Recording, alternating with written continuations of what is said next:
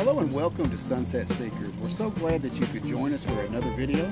We're here at Eisenhower State Park, which is on the Texas side of Lake Texoma, which is on the border of Oklahoma and Texas. It's a really nice state park. We're joined by our dear friends, Mike and Treva Wilcox. Treva, Mike. Now, if you saw our Tyler State Park video, then you may have caught a glimpse of Mike and Treva on that video and the awesome teardrop that Mike built from the ground up with his bare hands. It's awesome. If you haven't seen that video, go ahead and check that out. This is one of the largest state parks that we've been to. There are 48 full hookup sites right here in the Bois area of the park where we're at now, and there's another 59 at the Armadillo Hill area of the park. They've got screened-in shelters. It's a really nice big state park, and we're only here for the weekend, so chances are most likely we're not going to be able to see all of it, but we will show you everything that we can show you. If you'd like to see a full tour of the entire park, I'm going to leave a link below from one of our subscribers. His name is Bob Barker. He's got his own channel, and he has actually gone through the entire park on a little scooter, and so if you want to get a good idea of what the entire park looks like, check out that video. Also, another thing that Bob Barker pointed out is one of the drawbacks of Eisenhower State Park is that if you're looking for a really good lake view or easy access to the lake from your campsite, well, Eisenhower State Park does not offer that. However, it is still a very nice state park. It's got lots of nice shade, and Lake Texoma is a really good lake to fish, and it's great for water sports. The local town of Denison has some wonderful areas for dining. In fact, we're going to do a restaurant review later on in the video, so stay tuned for that. And what do you guys think so far? We really enjoyed it here, and it really is a beautiful park. I will have to say that one of the downsides, as a teardropper, the bathrooms are very important to us, and the shower area leads to be lacking. There's absolutely no privacy in the shower, nowhere to put your clothes, so keep that in mind. We thankfully brought a shower tent, so that's going to work out for us very well.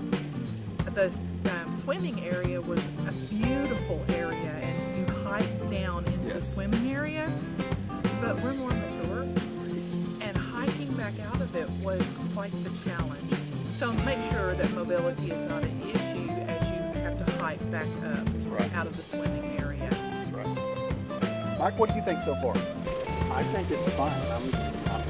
You know, I haven't been to a whole lot of parks yet, but this one seems fine. Like they said, you can't view the lake from the trailer sites, but you know, I mean, they're nice. It's nice and quiet.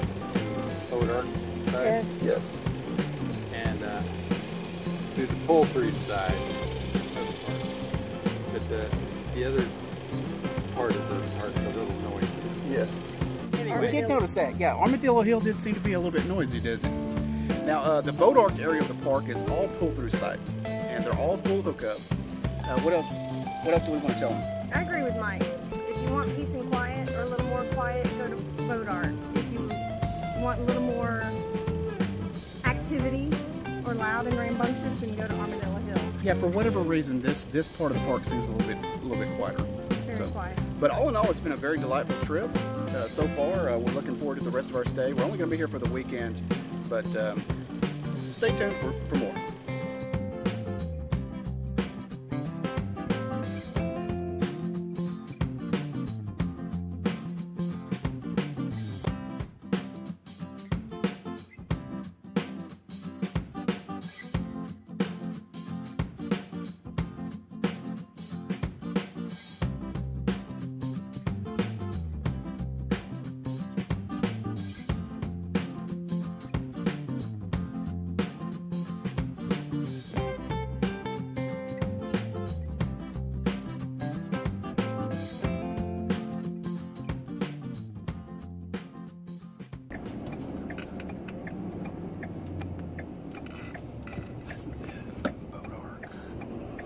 And we're Site number 94. Did you and Treva get to pick, or? Yeah, well, what was left. We got to pick what was left. And oh, that's Park Coast. I was going to say, didn't we see that?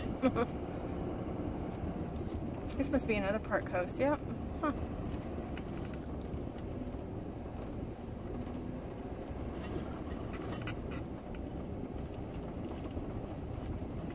These actually don't look too bad, baby.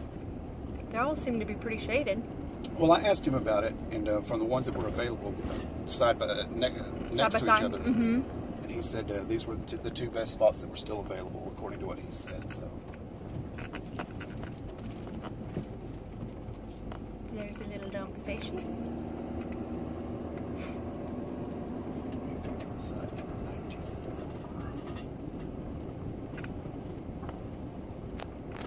You don't gotta go that way? Crap. Let's see here. I've got to go this way. It's a good thing you stopped when you did, huh?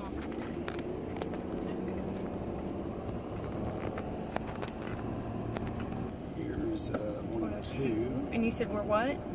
We are 94 is ours. Okay. Here is 96. This is the one that I wanted. You think you wanted? The one that I thought that I wanted. No, that's 98. Here it is. Here's 96 down here. That's the one that I wanted, but I'm glad we didn't get that one because look at it. It's not in the shade.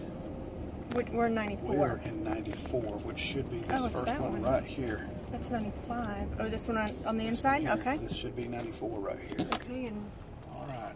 Let's see here.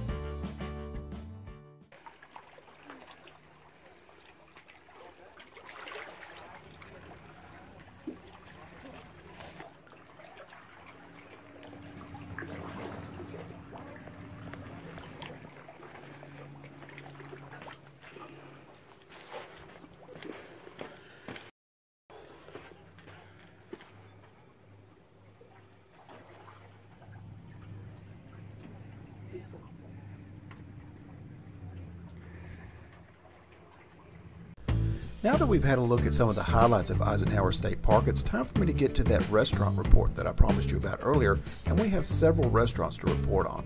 But before we do that, there's something else that I'd like to mention. If you saw my Crater of Diamonds video, you know that I'm critical of the Texas State Park reservation system, and I'm really looking forward to Texas adopting the Reserve America system, or a system like it, where you can reserve a specific RV site at a state park as opposed to the ridiculous system of first come, first serve, where you have to hunt for the site that you want once you arrive at the park. The last thing that most people want to do once they arrive at a state park after driving for hours on end is to have to do laps around the park to find out what spots are available and then decide which one of those sites is the best site for your vacation. It's so much better to be able to have that all decided upon before you arrive at the park. Also, caravans are a blast, and it's much easier when you want to have an adjacent campsite to friends or relatives that have joined along with you on your journey. What if you get to the state park and you can't find any sites that are close together? What if they're on opposite ends of the park?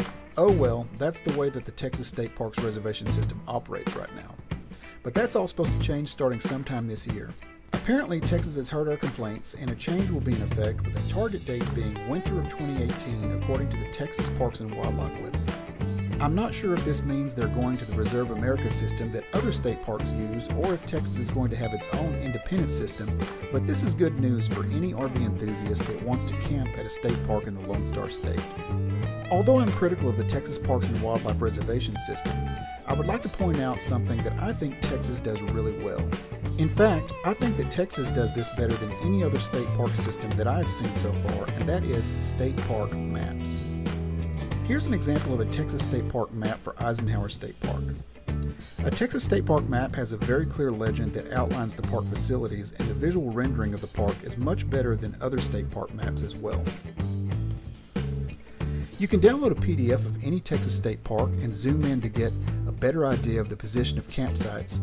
You can also view very clearly defined icons that represent park facilities like restrooms, shower facilities, parking, hike and bike trails, tent and RV sites, playgrounds, boat ramps, and a host of other facilities as well. When you compare this to other state park maps, you can see the difference. Here's the Louisiana map that we found for our trip to North Toledo Bend State Park. Here is the Crater of Diamonds State Park map from Arkansas. And here is the McGee Creek State Park map from Oklahoma. You see the difference? So this is something that I hope does not change with the new reservation system, because Texas does this very well. And now it's time for the restaurant review that I promised at the beginning of this video, and we have several restaurants that we very enthusiastically want to recommend to you. Perhaps it was due to the hot weather, but we ended up eating out a bit more often than we had originally planned. This included breakfast 2 mornings in a row at CJ's and the Farmstead. CJ's is in downtown Denison, where we had omelets and coffee, and everything was really good. We can also recommend the Farmstead restaurant, which is just over the Oklahoma border in Colbert, Oklahoma, about 12 minutes from Eisenhower State Park. There we each had a traditional breakfast that was well worth the drive. Last but certainly not least is Rustico. We found ourselves in Denison the first night, hungry and looking for a good dinner.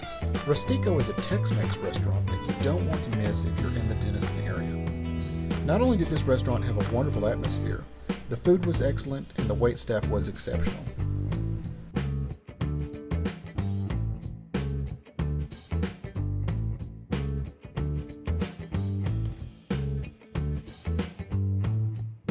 Sunset Seekers would like to give a special recognition to our waitress, Jasmine. She was all the things that make up a really good waitress. She was courteous, professional, efficient, friendly, and also very informative. She told us a little bit about the restaurant, the local history of Denison. Jasmine made us feel right at home, and she wasn't the only one. We were not sure if it was the manager or the owner that stopped by our table, but he gave us a warm welcome as well. So if you're in the town of Denison, don't forget to try Rustico and look for Jasmine while you're there. Thank you so much for watching our video. It brings us great joy to know that there are people like you out there that we can share our journeys with. That concludes our restaurant tour and also brings our video to an end. Before we go, we want to welcome all of the new subscribers that have recently subscribed to our channel.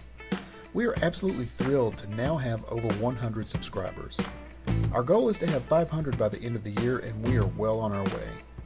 We love hearing from our subscribers and getting your input, so don't forget to leave a comment below and let us know what you think of our video.